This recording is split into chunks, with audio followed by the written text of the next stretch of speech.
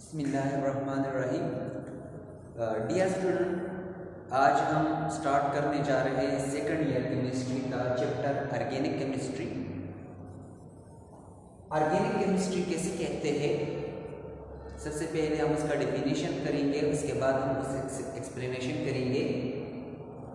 The study of hydrocarbon and their derivative is called organic chemistry. जो hydrocarbon होते हैं और हाइड्रोकार्बन के डेरिवेटिव होते हैं, तो इन कंपाउंड की स्टडी करने को हम कहते हैं organic chemistry.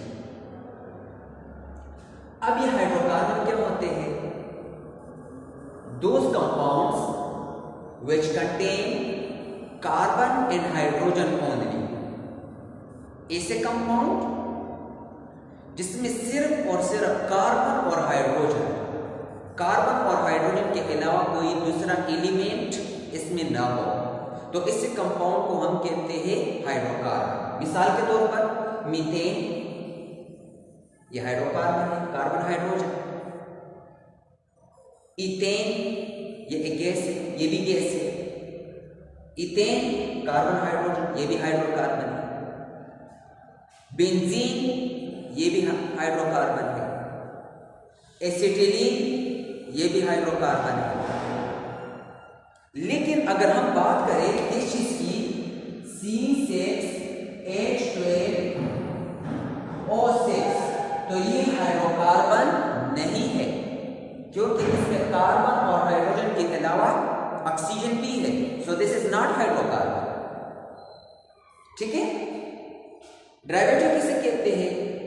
The compound other than hydrocarbon are called derivative। मिसाल के तौर पर यहां पर हमारे पास है CH4। CH4 is a hydrocarbon.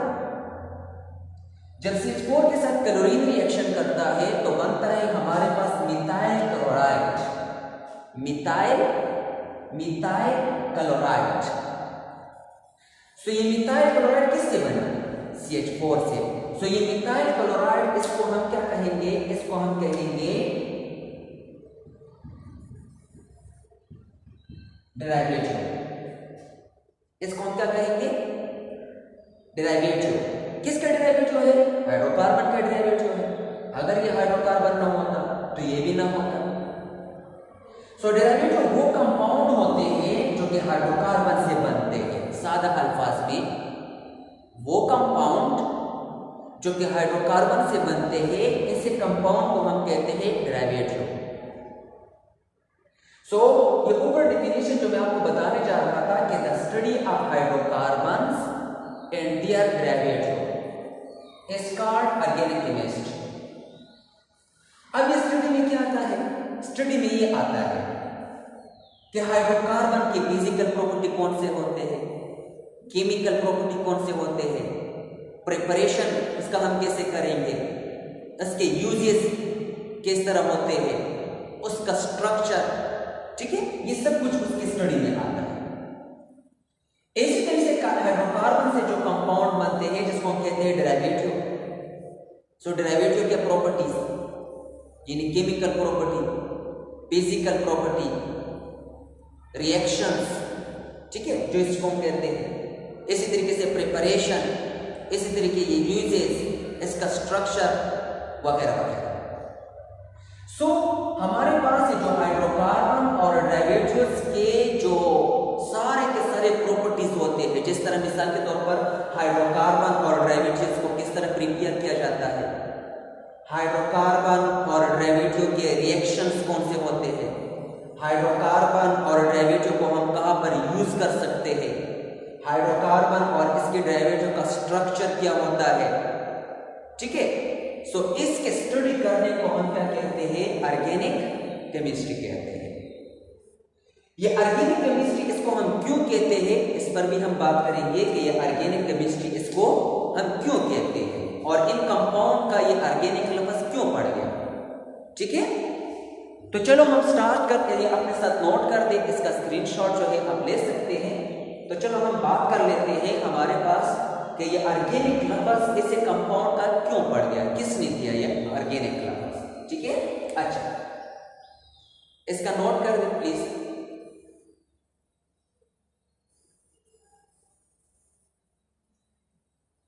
अच्छा,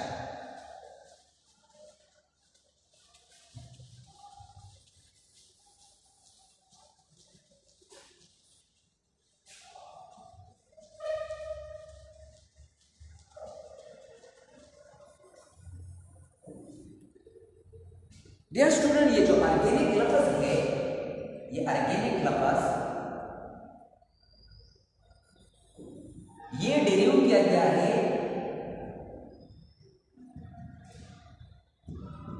फ्रॉम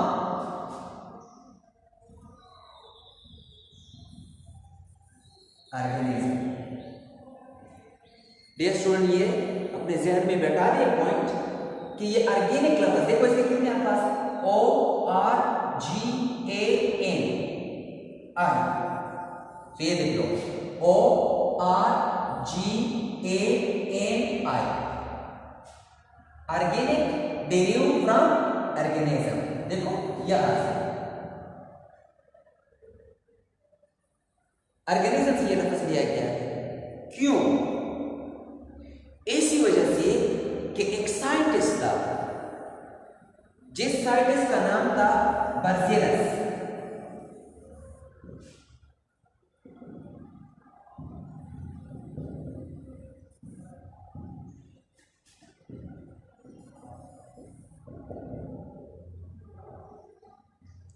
एक साइंटिस्ट था जिसका नाम था बर्जेलस। उसने एक थ्योरी पेश की थी और उस थ्योरी को कहते हैं वाइटल फोर्स थ्योरी।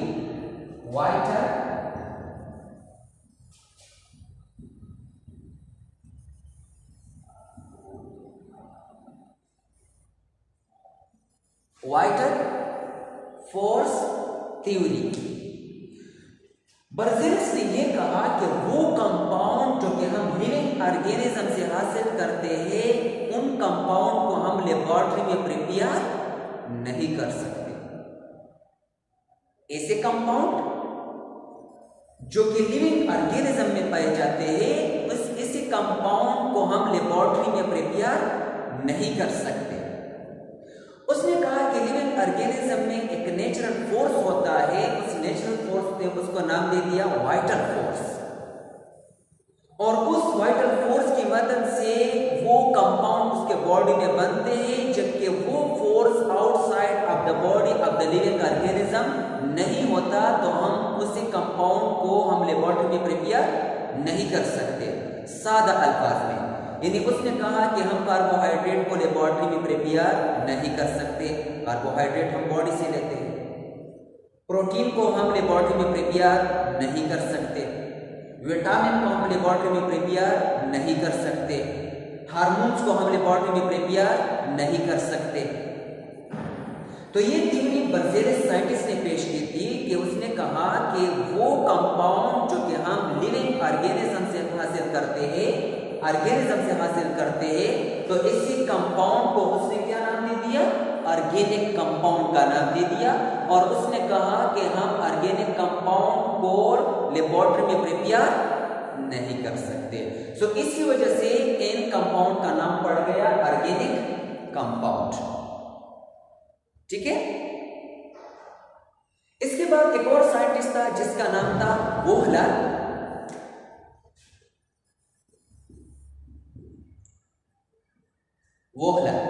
ये जर्मन साइंटिस्ट था। ठीक है।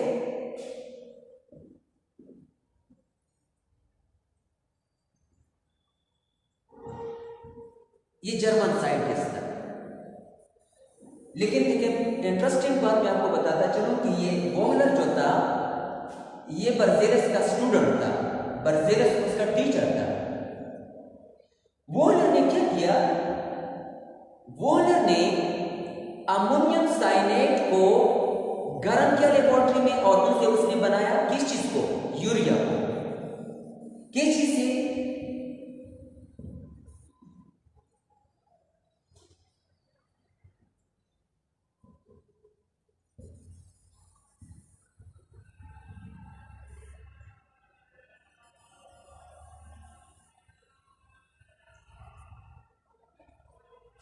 इस कंपाउंड को हम कहते हैं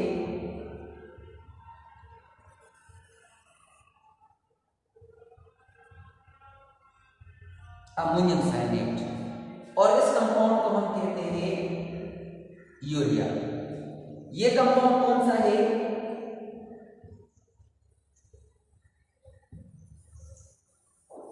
इनऑर्गेनिक। और ये कौन सा कंपाउंड है? ऑर्गेनिक। क्यों? क्योंकि ये यूरिया हमारे बॉडी में यूरिक एसिड से भी बनता है, जो कि पेशाब की शक्ल में हम फिर इसको खारिज कर देते हैं। ठीक है। सो अमोनियम साइनेट ये इनऑर्गेनिक कंपाउंड है। डियर स्टूडेंट, ये ऑर्गेनिक और इनऑर्गेनिक हम किस तरह पहचानेंगे, इसके बाद में एक डिटेल लेक्चर भी दूंगा कि हम किस तरह हमें पता चलेगा ऑर्गेनिक और इनऑर्गेनिक कंपाउंड के बारे में। सो अमोनियम साइनेट को वॉलर साइंटिस्ट ने क्या किया? हीट किया। जब हीट किया तो इसमें एटमों की रीअरेंजमेंट हो गई। रीअरेंजमेंट यानी एटमों ने अपनी पोजीशन को चेंज किया। जब एटमों ने अपनी पोजीशन को चेंज कर दिया तो उनसे हमारे पास क्या बन गया? यूरिया। तो इनसे बन गया हमारे पास ऑर्गेनिक कंपाउंड। सो ये जो वाइटल फोर्स थ्योरी थी ये क्या हो गई? खत्म हो गई। क्यों? क्योंकि पहली दफा वॉलर साइंटिस्ट ने अमोनियम साइनेट से उसने क्या प्रोड्यूस किया? यूरिया। और वो भी किस चीज में? लैब में, लेबोरेटरी में। जबकि बर्जिलस ये बता रहा था कि हम ऑर्गेनिक कंपाउंड को लेबोरेटरी में प्रिपेयर नहीं कर सकते, यानी ऐसे कंपाउंड जो कि हम लिविंग ऑर्गेनिज्म से हासिल करते हैं उस कंपाउंड को हम लेबोरेटरी में प्रिपेयर नहीं कर सकते, जबकि यूरिया हम लिविंग ऑर्गेनिज्म से हासिल करते हैं और ये लेबोरेटरी में भी बन गया। सो ये वाइटल फोर्स थ्योरी क्या हो गई? ये वाइटल फोर्स थ्योरी खत्म हो गई। तो फिर जब साइंटिस्ट को पता चल गया कि हम इनऑर्गेनिक कंपाउंड से हम ऑर्गेनिक कंपाउंड भी बना सकते हैं, तो लेबोरेटरी में एक्सपेरिमेंटल वर्क शुरू हुआ और तकरीबन अभी तक 88 मिलियन ऑर्गेनिक कंपाउंड जो है वो बनाए जा चुके हैं। 80 लाख के करीब जो है ऑर्गेनिक कंपाउंड बनाए जा चुके हैं। होपफुली आप लोगों को क्लियर हुआ होगा इसका कंसेप्ट। प्लीज इसको नोट करें।